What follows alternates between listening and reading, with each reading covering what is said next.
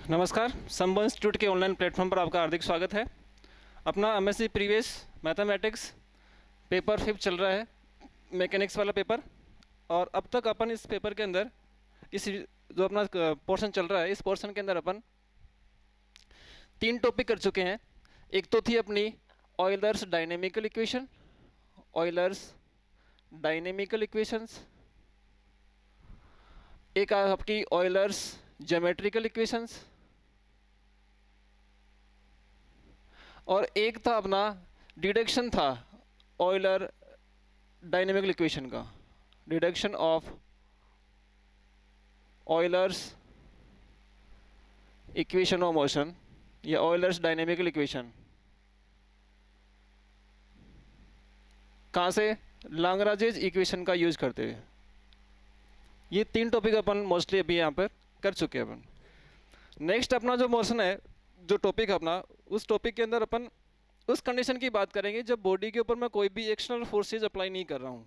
External forces apply नहीं करने का मतलब कि बॉडी का मूवमेंट तो हो रहा है, लेकिन उस बॉडी का मूवमेंट एक्सटर्नल फोर्सेज की एब्सेंस में हो रहा है। या आप यूँ कहें कि अपन फोर्स फ्री मोशन की बात कर रहे हैं, मतलब उस कंडीशन की बात कर रहे हैं जब अपन उस बॉडी के ऊपर कोई भी एक्सटर्नल फोर्स अप्लाई नहीं कर रहे हैं। तो नेक्स्ट अपना जो टॉपिक रहेगा वो क्या रहेगा? फोर्स फ्री मोशन कह सकता हूँ मैं, फोर्स फ्री मोशन, या मैं कह सकता हूं absence of external forces, absence of external forces, absence of external forces. External forces की एब्सेंस के अंदर आपको देखना है कि ऑयलर डायनेमिकल इक्वेशन जो हैं वो अपने को क्या रिजल्ट देती हैं। ठीक है, तो ऑयलर डायनेमिक इक्वेशंस के बारे में यदि आप देखें तो ऑयलर डायनेमिक इक्वेशन कौन सी थी अपनी? Euler's dynamical equations.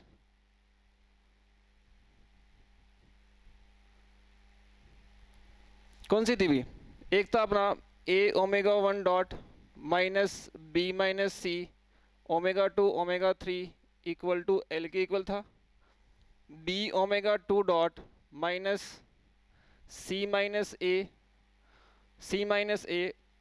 Omega 3 omega 1 M के इक्वल, और C omega 3 dot minus A minus B omega 1 omega 2 किसके बराबर? एन के बराबर। इनके अंदर जो क्वांटिटीज़ दे रखी हैं वो क्या क्या हैं? यहाँ पे आपको क्वांटिटी जो बता रखी है वो क्या क्या चीज़ें हैं?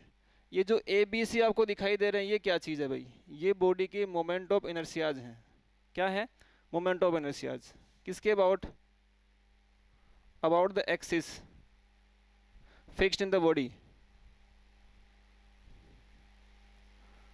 बॉडी की जो एक्सिस थी अपनी, कौन सी एक्सिस? ओ ए, ओ बी और ओ सी के अबाउट इस बॉडी के मोमेंट ऑफ इनर्शियाज हैं। दूसरी जो क्वांटिटी वो कौन सी है? Omega 1 omega 2 omega 3। ये क्या है? कंपोनेंट्स हैं भी, components of angular velocities. Angular velocity की कंपोनेंट्स हैं।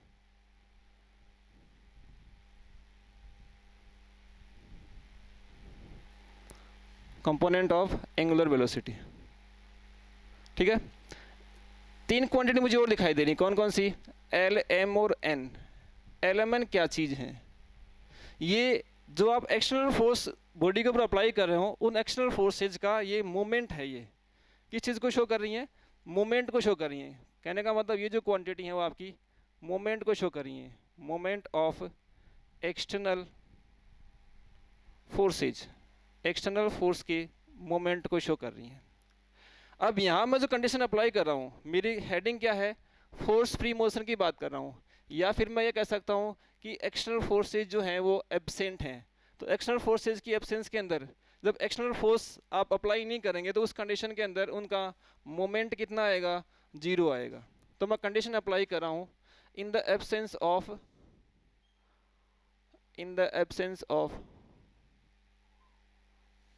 External forces, absence of external forces.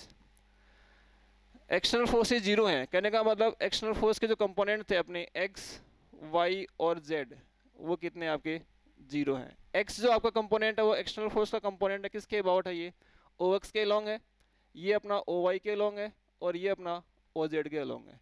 जब एक्सटर्नल फोर्सेज अपने जीरो होंगे तो उनके मोमेंट भी क्या मिलेंगे आपको, जीरो मिलेंगे। इसका मतलब एल की, एम की और एन की वैल्यूज कितनी है, जीरो है। इनको यदि मैं ऑयलर डायनेमिकल इक्वेशन के अंदर एल एम एन की वैल्यूज में जीरो करता हूँ तो आपको क्या रिजल्ट मिलता है अभी। तो आप इसको इक्वेशन यदि फर्स्ट नाम देते हैं तो फर्स्ट इक्वेशन से आपको क्या रिजल्ट मिलने वाला है, एल का मान, एम का मान और एन का मान जीरो होगा, तो ए ओमेगा वन डॉट किसके बराबर आएगा, बी माइनस सी ओमेगा टू ओमेगा थ्री के बराबर। तो आपको तीन इक्वेशन मिलेंगी, A omega one dot equal to B minus C omega two omega three, omega two omega three. दूसरी इक्वेशन आएगी आपकी B omega two dot equal to C minus A omega three omega one. और जो तीसरी equation अपनी वो आएगी C omega three dot equal to A minus B omega one omega two. ये तीन इक्वेशन आपको दिखाई दे रही हैं। इसको हम इक्वेशन सेकंड, इसको इक्वेशन थर्ड और इसको इक्वेशन फोर्थ नाम दे रहे हैं। अब इन तीन इक्वेशन का यूज करते हुए अपन कुछ रिजल्ट्स निकालने जा रहे हैं और उन रिजल्ट्स का अपन आगे आने वाले क्वेश्चंस के अंदर यूज करेंगे, ठीक है। तो अपन क्या कर रहे हैं, इक्वेशन सेकंड, थर्ड और फोर्थ को, इक्वेशन सेकंड, थर्ड और फोर्थ को, सेकंड इक्वेशन को मैं मल्टीप्लाई कर रहा हूँ। सेकंड इक्वेशन को मैंने मल्टीप्लाई किया ओमेगा वन से, थर्ड को मल्टीप्लाई किया ओमेगा टू से, फोर्थ को मल्टीप्लाई किया ओमेगा थ्री से, और तीनों को अपन ने ऐड कर दिया। तो लेफ्ट हैंड साइड में आपको क्या मिला, A omega one dot plus B omega two dot plus C omega three dot. ये मेरा लेफ्ट हैंड साइड वाला पोर्शन होगा। सेकेंड इक्वेशन को यदि ओमेगा वन से मल्टीप्लाई करेंगे तो यहाँ टर्म बनेगी omega one omega two omega three. Third को ओमेगा टू से तो सेम टर्म बन रही है, फोर्थ को ओमेगा थ्री से तो सेम टर्म बन रही है। इसका मतलब मैं यहाँ ओमेगा वन, ओमेगा टू और ओमेगा थ्री मैं कॉमन ले सकता हूँ। रिजल्ट क्या आएगा अंदर, बी माइनस सी प्लस सी माइनस ए प्लस ए माइनस बी प्लस ए माइनस बी। तो ये सारी क्वांटिटी अपनी कैंसिल आउट होके जीरो कर देंगे। इसका मतलब आपको फाइनल रिजल्ट जो मिला वो क्या मिला, A omega one dot plus B omega two dot plus C omega three dot equal to कितना, जीरो। इस टर्म को थोड़ा सा आगे आप और सिंप्लीफाई करें तो मैं इसको यूँ लिख सकता हूँ भाई, डिफ्रेंशिएशन है D by D T of किसका, A omega one square B omega two square plus C omega three square equal to कितना, जीरो। देखो भाई पहले इसको आप डिफ्रेंशिएट करेंगे तो ये टर्म आएगी आपकी टू ए ओमेगा वन, फिर ओमेगा वन का ओमेगा वन डॉट। कहने का मतलब आपको वन बाई टू से डिवाइड और करना पड़ेगा, किससे, वन बाई टू से आप इसको डिवाइड कर सकते हैं। मतलब ये जो डिफ्रेंशिएशन है उसको आप इस तरीके से रिप्रेजेंट कर सकते हैं। अब आप इसको यदि इंटीग्रेट करते हैं ऑन इंटीग्रेशन, जैसे आप इसका इंटीग्रेशन करेंगे तो यहाँ से डिफ्रेंशिएशन का साइन हटेगा तो रिजल्ट क्या आएगा, one by two a omega one square plus B omega two square plus C omega three square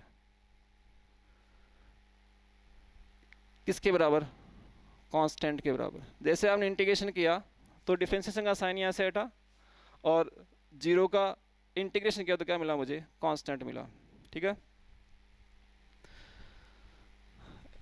ये चीज़ क्या है, इस चीज़ को यदि आप गौर से देखें तो ये बॉडी की काइनेटिक एनर्जी है।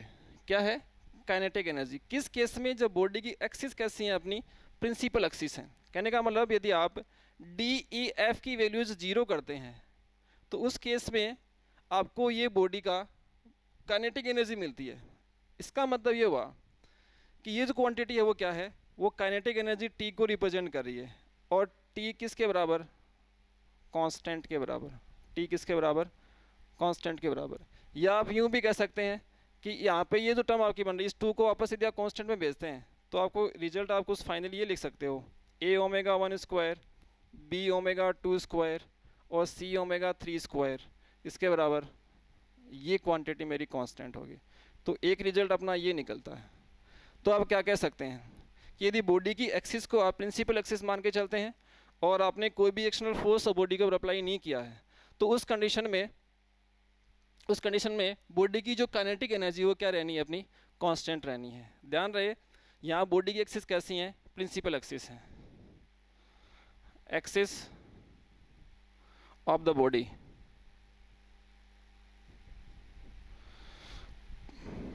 Taken as principal axis, principal axis कि बॉडी की एक्सिस को अपन क्या लेके चल रहे हैं, प्रिंसिपल एक्सिस लेके चल रहे हैं। तो प्रोडक्ट ऑफ एनर्जी या पी आई की वैल्यूज़, डी ई एफ की वैल्यूज़ कितनी होगी, 0 होगी। तो उस केस में इस टर्म को मैं क्या ले सकता हूँ, ये मेरी काइनेटिक एनर्जी है और वो क्या आती है, कांस्टेंट आती है। इसका मतलब यदि आप इसको आप एक स्टेटमेंट के तौर पे लिखें तो आप यूँ लिख सकते हैं कि in the absence of external forces kinetic energy of the body will be constant. तो अपना जो रिजल्ट आता है वो रिजल्ट क्या आता है, रिजल्ट अपना ये आता है, so we have in the absence of external forces, in the absence of external forces kinetic energy of the body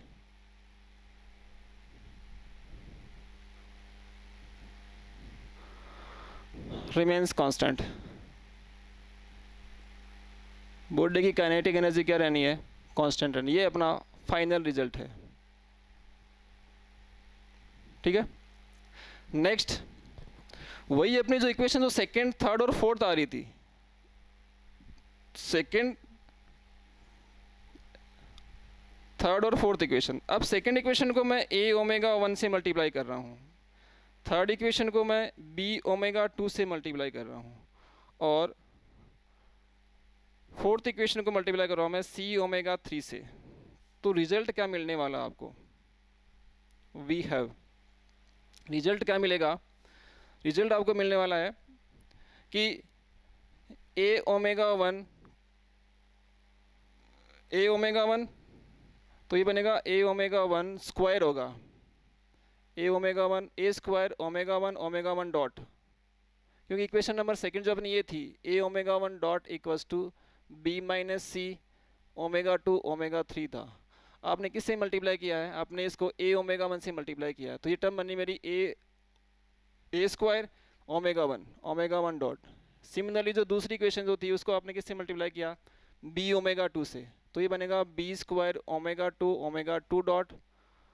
तीसरी इक्वेशन में c स्क्वायर ओमेगा 3 डॉट, किसके इक्वल, इसको यदि आप a ओमेगा 1 से मल्टीप्लाई करते हैं, दूसरी इक्वेशन के अंदर b ओमेगा 2 डॉट था, ये मेरा c minus a omega 1 omega 3, और तीसरी इक्वेशन जो थी अपनी वो कौन सी थी, c omega 3 dot equals to a minus b omega 2 omega 1। इसको आपने a ओमेगा 1 से मल्टीप्लाई किया तो तीनों टर्म के अंदर ओमेगा 1 ओमेगा 2 ओमेगा 3 का एक्सप्रेशन बनेगा। मतलब मैं क्या कर सकता हूँ, ओमेगा 1 ओमेगा 2 ओमेगा 3 को मैं कॉमन ले सकता हूँ राइट हैंड साइड में।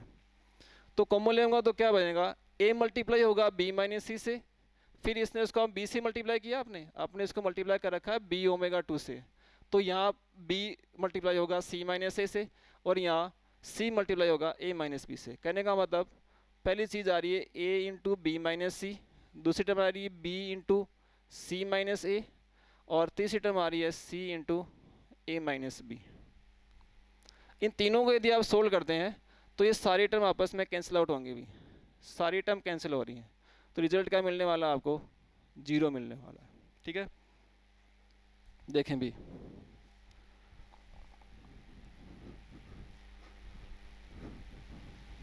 नेक्स्ट, राइट हैंड साइड में मुझे 0 मिला, लेफ्ट हैंड साइड में इक्वेशन क्या मिल रही है, a square omega 1 dot plus b square omega 2 dot plus c square omega 3 dot, किसके बराबर, 0 के बराबर।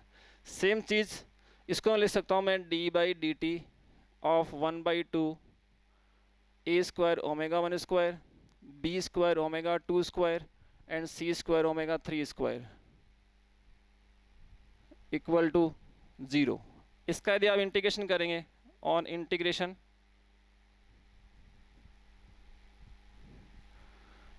करेंगे तो डिफ्रेंसिएशन का साइन यहाँ से हटेगा, इक्वल टू क्या आ जाएगा, कांस्टेंट। तो मैं कह सकता हूँ कि a square omega 1 square, b square omega 2 square और c square omega 3 square equal to कितना, कांस्टेंट। ये क्या आता है अपना, कांस्टेंट आता है। इस रिजल्ट को आप ध्यान में रखिए, काम में आने वाला रिजल्ट है, ठीक है। अब इसमें देखो आपके पास क्या था, मैं कंडीशन कौन सी अप्लाई कर रहा हूँ कि बॉडी की जो एक्सिस है वो कैसी है, मेरी प्रिंसिपल एक्सिस है। प्रिंसिपल एक्सिस होने का मतलब मेरी डी ई एफ की वैल्यूज कितनी है, 0 है। डी ई और एफ की वैल्यूज जो है वो कितनी, 0 है। अब आपने देखना कि अपने पास एक मैट्रिक्स बन रही थी H1 H2 और H3 की, किसके इक्वल थी ये मैट्रिक्स, ये मैट्रिक्स कुछ इस फॉर्म में थी ए बी सी, और यहाँ आप देखें माइनस एफ, यहाँ माइनस एफ, यहाँ माइनस ई, यहाँ माइनस ई, यहाँ माइनस डी और ये माइनस डी। किससे मल्टीप्लाई हो रही थी ये, ओमेगा 1 ओमेगा 2 और ओमेगा 3 से मल्टीप्लाई हो रही थी। अब मैं कह रहा हूँ यदि प्रिंसिपल एक्सिस हैं तो डी ई एफ की वैल्यूज कितनी, 0। कहने का मतलब ये दोनों पोर्शन 0, एफ और डी 0, डी और ई 0 होगा। तो सिंपली H1 की वैल्यू किसके बराबर आएगी, ए ओमेगा 1 के बराबर, H2 b omega 2, H3 c omega 3। Since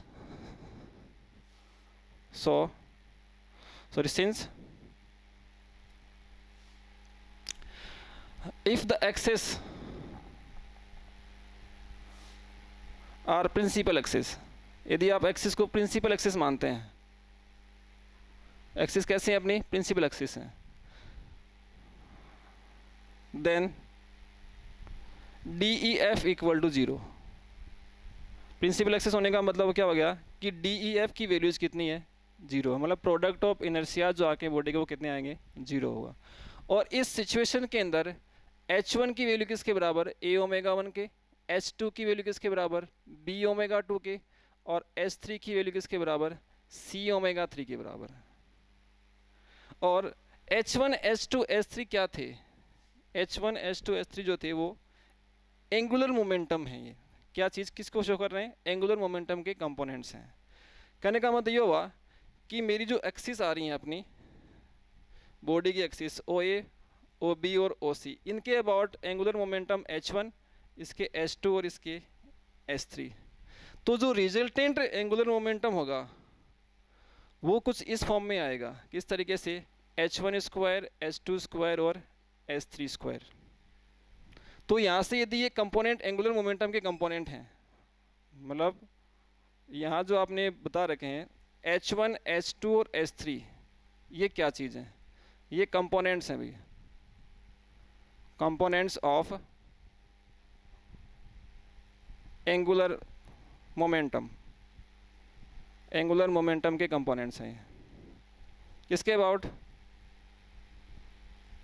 the axis fixed in the body, जो बॉडी की जो एक्सिस है जिसमें से आप इसको ओ ए ओ बी और ओ सी नाम दे रहे हैं, इनके अबाउट एंगुलर मोमेंटम के कंपोनेंट हैं। तो आप ये कह सकते हैं कि जो रिजल्टेंट एंगुलर मोमेंटम है, रिजल्टेंट एंगुलर मोमेंटम किसके बराबर, H1 स्क्वायर H2 स्क्वायर और H3 स्क्वायर के स्क्वायर रूट के बराबर। ये मेरा रिजल्टेंट एंगुलर मोमेंटम के कंपोनेंट्स हैं। अच्छा, इस चीज़ को यदि आप देखें तो H1 की वैल्यू यदि मैं यहाँ पुटअप करता हूँ H1 H2 H3 की, तो ये मुझे मिलता है A square omega 1 square plus B square omega 2 square plus C square omega 3 square, C square omega 3 square. ठीक है,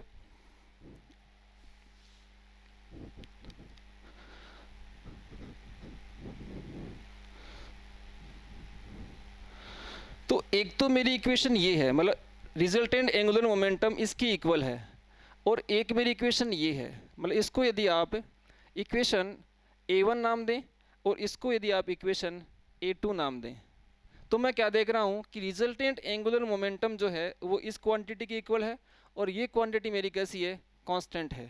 तो इक्वेशन A1 और A2 से मैं कह सकता हूँ by A1 and A2, equation A1 और A2 से मैं क्या कह सकता हूँ कि रिजल्टेंट एंगुलर मोमेंटम जो है, रिजल्टेंट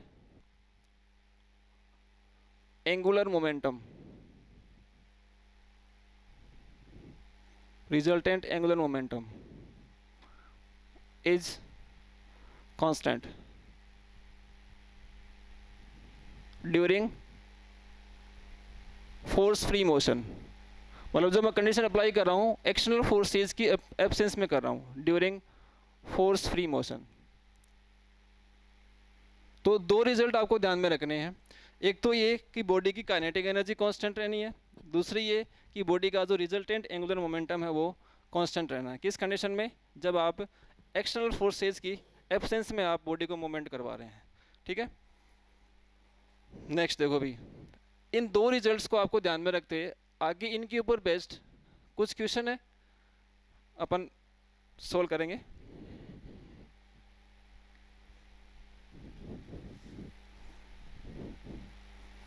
तो दो रिजल्ट आपको ध्यान में रखने हैं कि यदि आपका मोशन फोर्स फ्री है,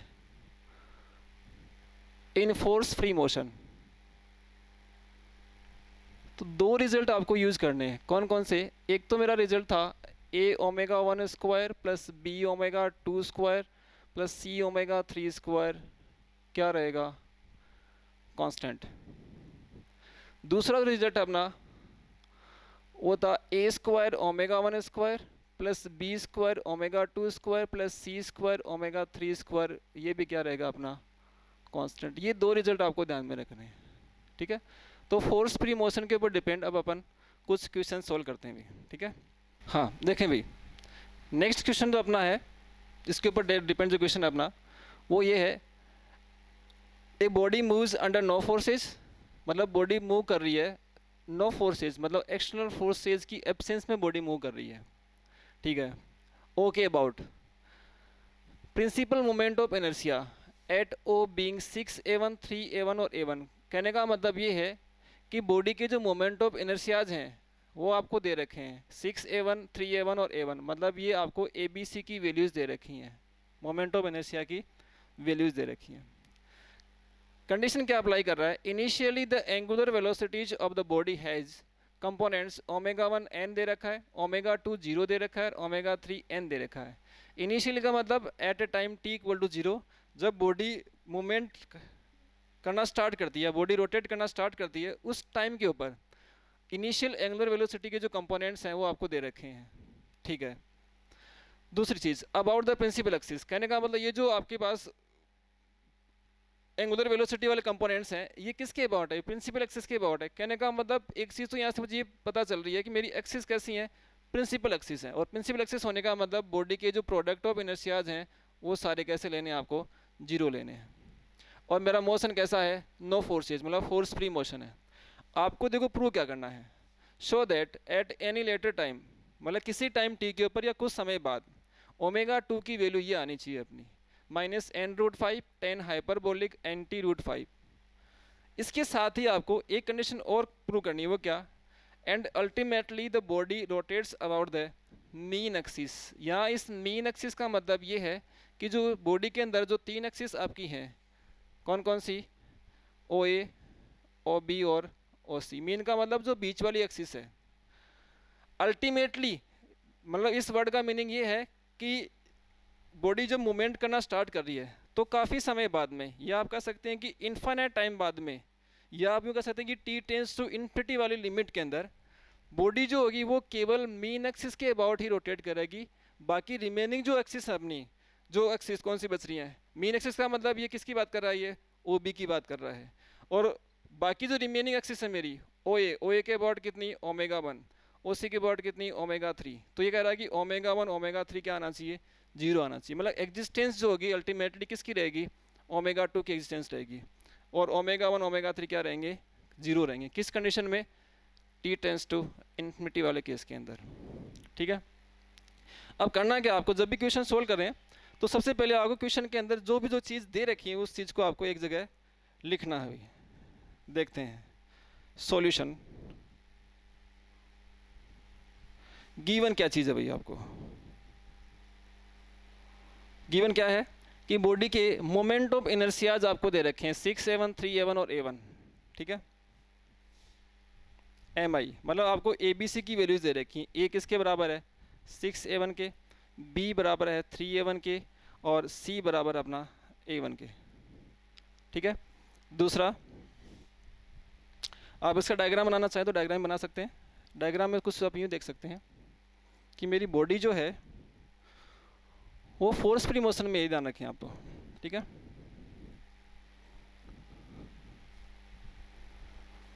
चलो अपन लिख लेते हैं पहले। डायग्राम इसका कुछ ये रहेगा अपना, ये ध्यान रखें आप कि बॉडी की ये एक्सिस है OA, OB और OC है। इसके अबाउट एंगुलर वेलोसिटी ω1, ω2 और ω3। मीन एक्सिस ये है, ये ध्यान रखें आप। ये कौन सी एक्सिस है, मीन एक्सिस है, ठीक है। और इसके अबाउट जो MI है अपना बॉडी का मोमेंट ऑफ इनर्शिया वो कितना है, A है। इसके अबाउट B है, इसके अबाउट कितना है, C है, ठीक है। और ABC की वैल्यूज आपको दे रखी हैं। दूसरी चीज़, इनिशियली या initial components of angular velocity. Angular velocity के इनिशियल कंपोनेंट्स कौन कौन से हैं? ω1 आपको n दे रखा है, ω2 0 दे रखा है, ω3 आपको 3n दे रखा है, ठीक है। अच्छा, और एक्सिस अपनी कैसी है, प्रिंसिपल एक्सिस है, तो DEF की वैल्यूज कैसी हैं, 0 है। Also OA, OB and OC कैसी एक्सिस है अपनी, प्रिंसिपल एक्सिस है क्वेश्चन के अकॉर्डिंग। और प्रिंसिपल एक्सिस है, इसका मतलब DEF की वैल्यूज कितनी आएगी, 0 आएगी। अच्छा, ये अपना रिजल्ट जो आपको दे रखे हैं, इस कंडीशन को आपको अप्लाई करना है। अच्छा, दूसरा, मोशन कैसा अपना, फोर्स फ्री मोशन है। मोशन कैसा है, force free motion. Since motion is under, या आप लिख सकते हैं motion is force free motion.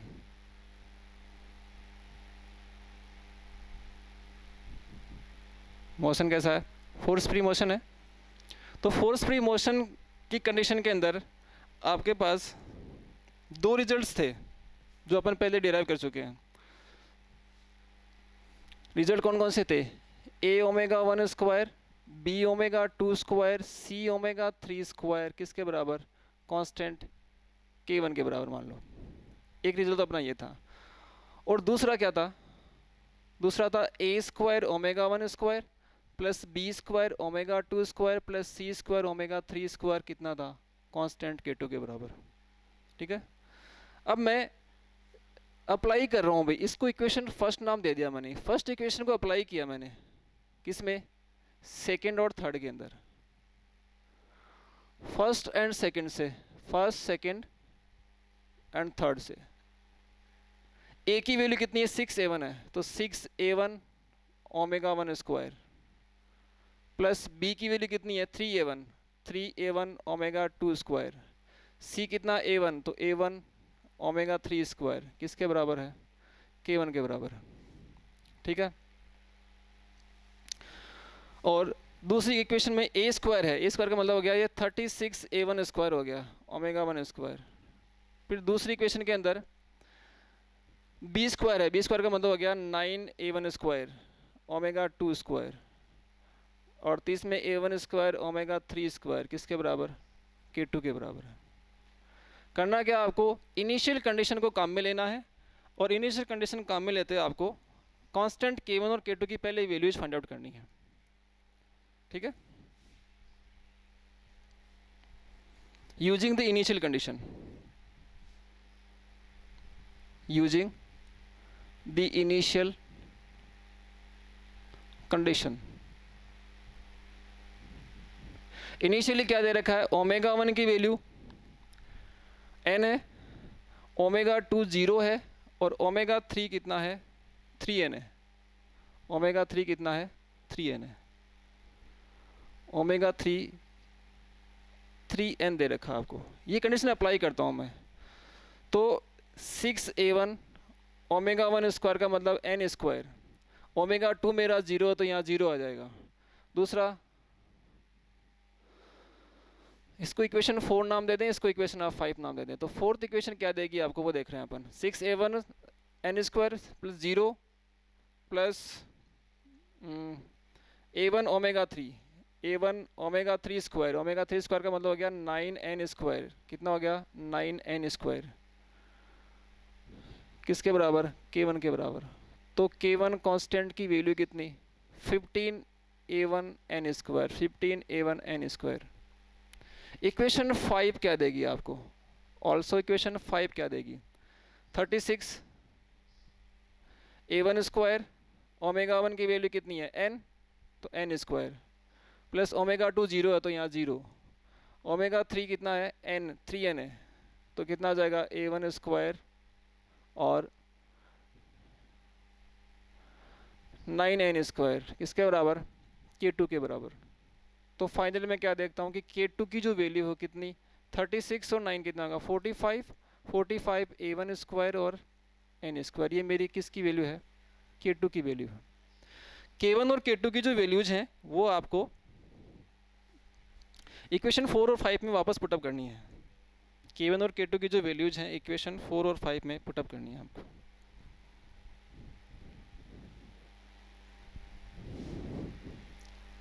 Now equation 4 क्या देगी आपको, 6a1 square plus omega 1 square plus 3a1 6a1 omega 1 square, 3a1 omega 2 square और a1 ओमेगा 3 स्क्वायर, किसके बराबर, k1 कांस्टेंट की वैल्यू अपन के पास कितनी है, 15a1 n square, 15a1 n square. और इक्वेशन नंबर 5 क्या देगी आपको, 36 a1 square omega 1 square plus 9 a1 square omega 2 square plus a1 square omega 3 square, किसके बराबर, k2 की वैल्यू है 45 a1 स्क्वायर और n स्क्वायर। k2 की वैल्यू आपने यहाँ पुटअप की है।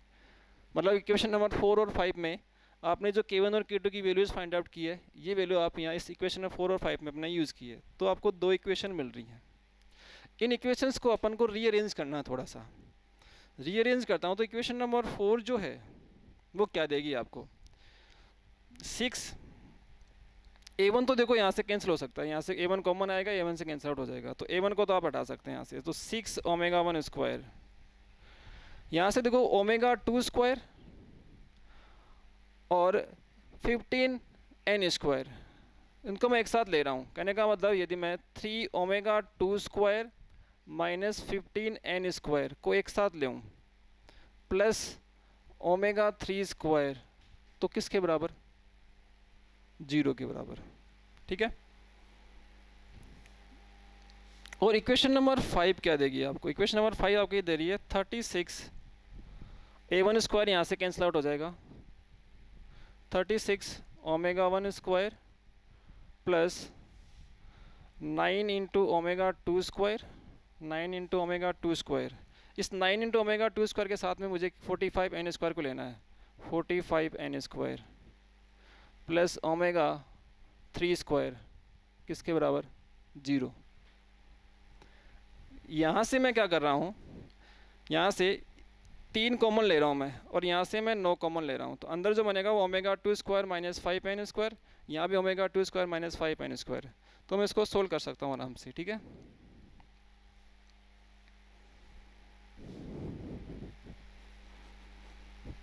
नेक्स्ट देखें भी, अब केवल कैलकुलेशन करनी है और कुछ नहीं करना आपको।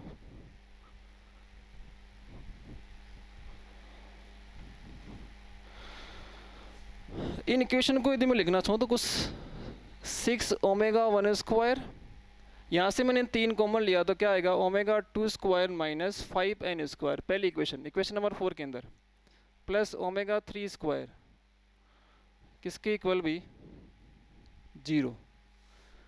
एंड जो दूसरी इक्वेशन है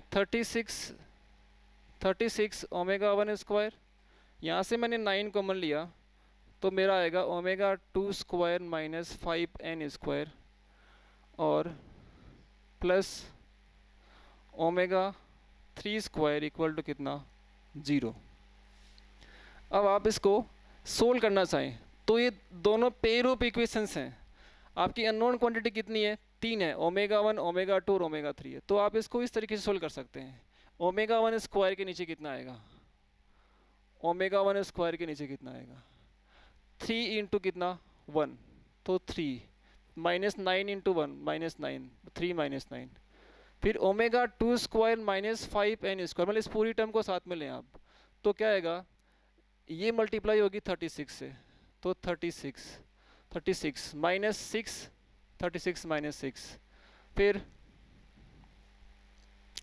ओमेगा 3 स्क्वायर के साथ में, ओमेगा 3 स्क्वायर के साथ में कितना आएगा 9 इंटू 6 54 माइनस 36 इंटू 3 तो 6 इंटू 3 8 108 होगा। ठीक है, इसको थोड़ा सा यदि आप सिंप्लीफाई करते हैं omega 1 square upon minus 6 omega 2 square minus 5n square upon 30 और ओमेगा 3 स्क्वायर अपॉन ये बन जाएगा माइनस 54। इसको थोड़ा सा यदि आप और सिंप्लीफाई करें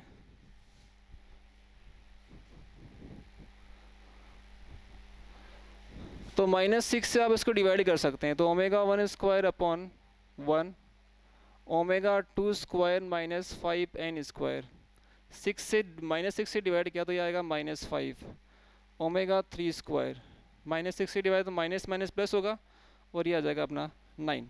ठीक है, इसको आप इक्वेशन नंबर 6 नाम दें, इक्वेशन नंबर ये 6 है।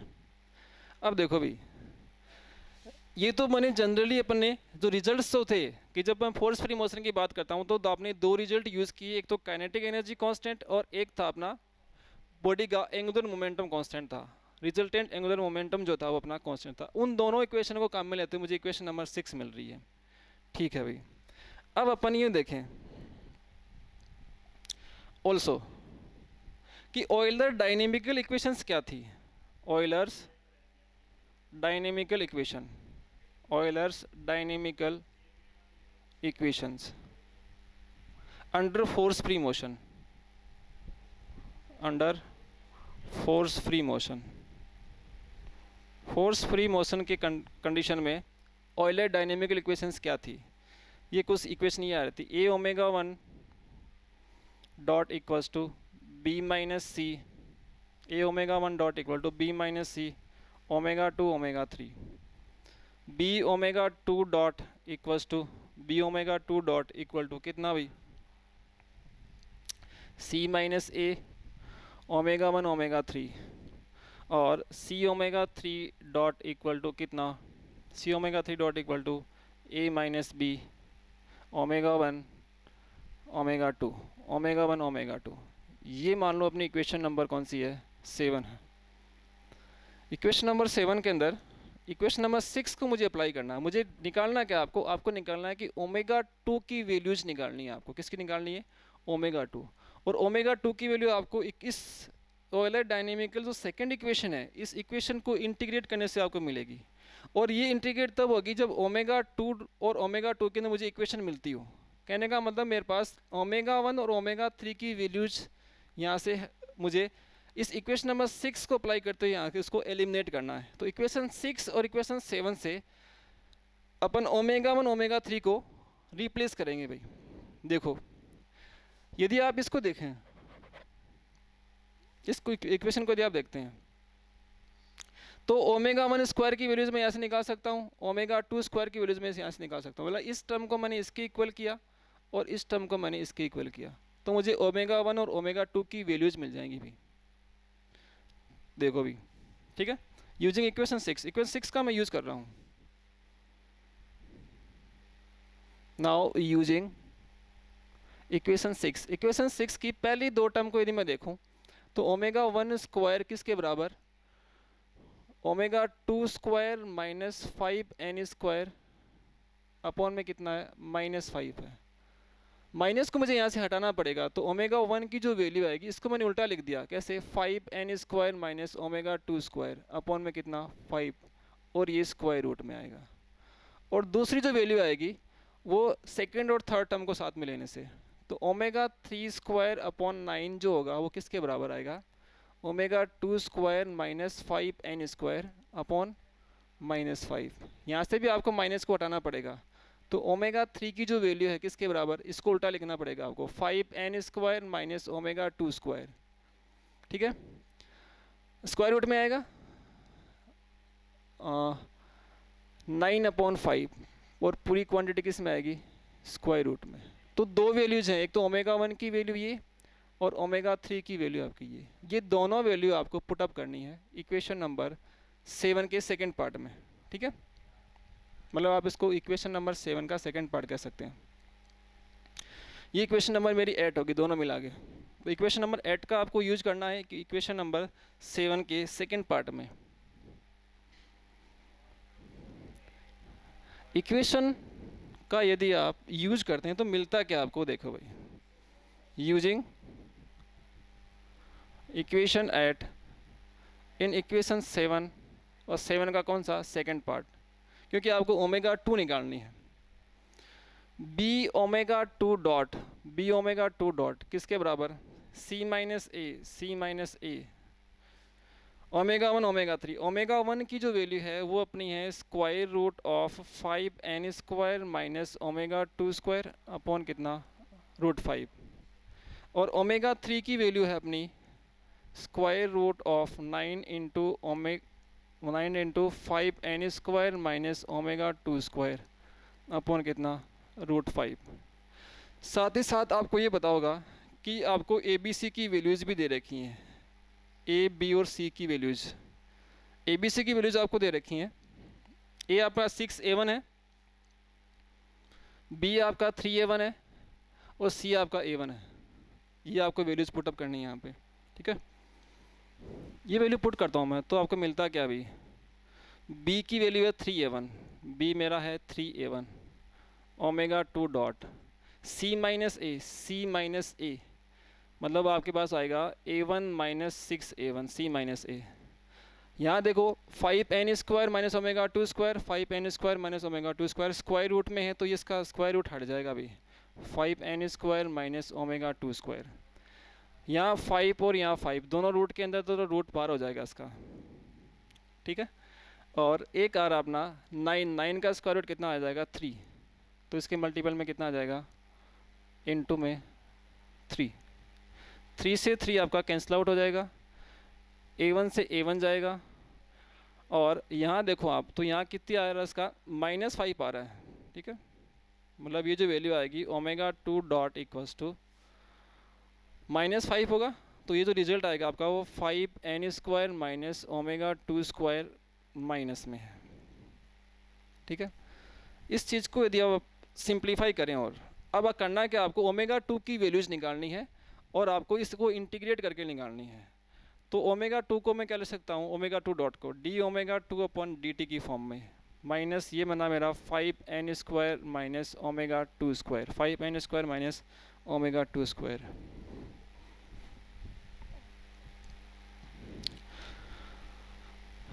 इसको यदि मैं सेपरेशन ऑफ वेरिएबल्स काम में लेता हूँ, तो डी ओमेगा 2 अपॉन में 5n² minus omega 2 square, 5n² minus omega 2 square किसके बराबर, माइनस डी टी के बराबर। इसको आप इंटीग्रेट कर रहे हैं अभी, इसको आप इंटीग्रेट कर रहे हैं। इसको यदि आप देखें, ये इसका इंटीग्रेशन कितना आएगा, यदि इंटीग्रेशन आपका इस फॉर्म में दे रखा हो D x upon a² minus x², तो इसका integration 1/a tan hyperbolic inverse x/a, 1/a tan hyperbolic inverse x/a, इसका मैं यूज कर सकता हूँ। तो यहाँ पर रिजल्ट कितना आएगा, 1/a की जगह कितना, √5n tan hyperbolic inverse x का मतलब हो गया ओमेगा 2 बाई कितना, a का मतलब हो गया n√5 dt का t होगा -t plus constant c1। Constant C1 की आपको वैल्यू निकालनी है। कांस्टेंट C1 की यदि वैल्यू निकालनी हो तो आपको इनिशियल कंडीशन काम में लेनी है। क्या लेनी है? Initial condition, using initial condition यदि मैं काम में लेता हूँ तो t इक्वल टू 0 और आपको दे रखा है कि t इक्वल टू 0 के ऊपर ω2 जो है इनिशियल कंडीशन में ω2 आपको 0 दे रखा है। ω2 कितना है? 0 है। इनिशियली ω2 की वैल्यू कितनी है? 0 है। t इक्वल टू 0 करूँगा, ये वाला पोर्शन 0 होगा। ω2 0 करूँगा तो tan हाइपरबोलिक इनवर्स 0 होगा, और tan हाइपरबोलिक इनवर्स 0 होगा तो इस पूरी की वैल्यू कितनी आएगी? आपकी 0 आएगी। तो आप कह सकते हैं कि C1 कांस्टेंट की वैल्यू कितनी? 0। C1 की वैल्यू अपनी क्या होगी? 0 होगी। C1 को जैसे ही मैं 0 करता हूँ तो आपको रिजल्ट क्या मिलता है? अभी C1 को मैं जैसे ही 0 करता हूँ आपको रिजल्ट क्या मिलता है?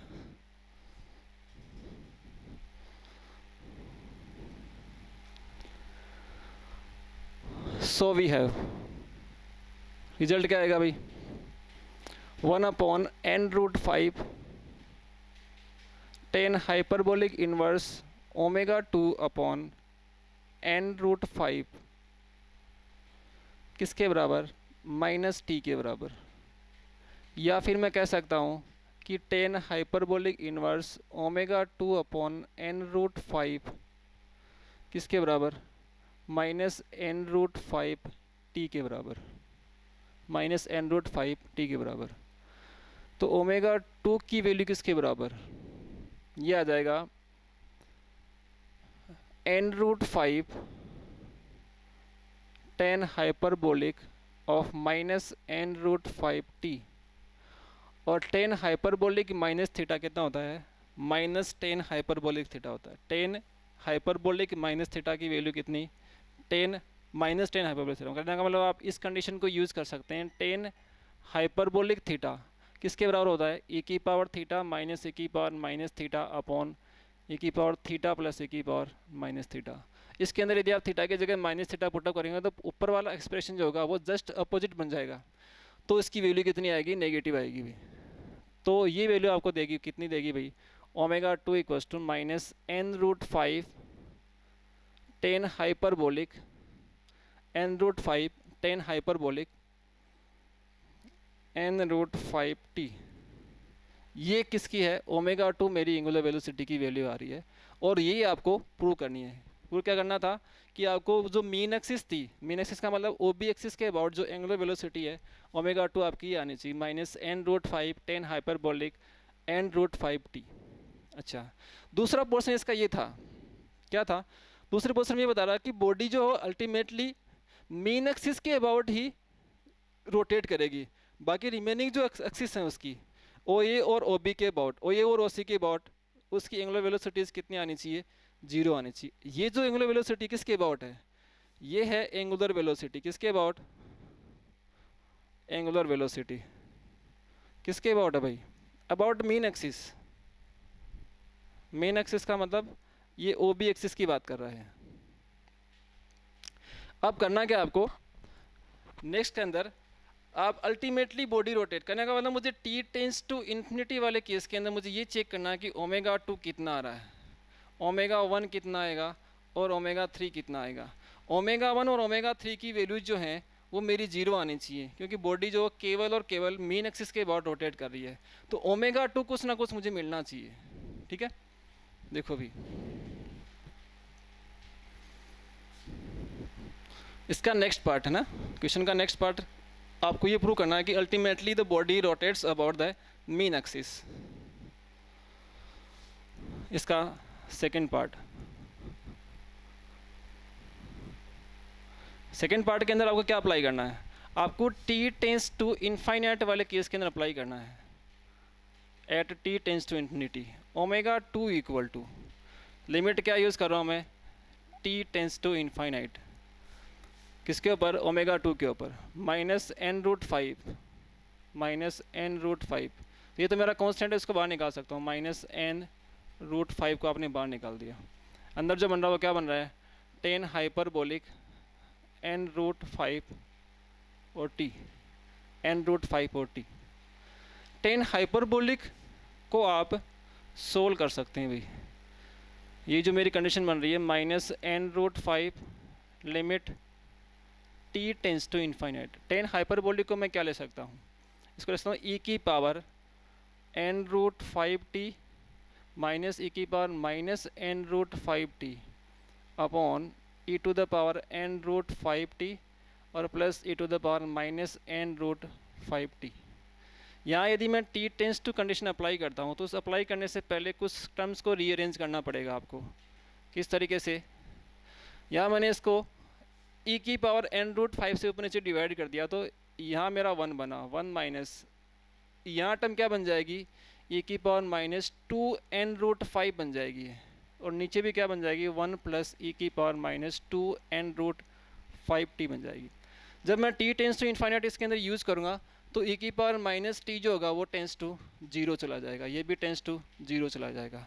तो ओवरऑल आपको रिजल्ट क्या मिलेगा, -n√5 मिलेगा। किस कंडीशन में, जब मेरी कंडीशन कैसी हो और t टेंस टू इन्फिनिटी हो।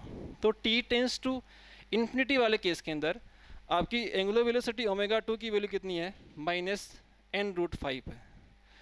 एक तो मुझे ये चीज़ प्रूव करनी है, इसका मतलब ω2 तो 0 नहीं है, मतलब बॉडी जो है ω2 मतलब जो मीन एक्सिस है मेरी OB, इस OB के अबाउट बॉडी रोटेट करती रहेगी एट इन्फिनिटी टाइम तक, ठीक है।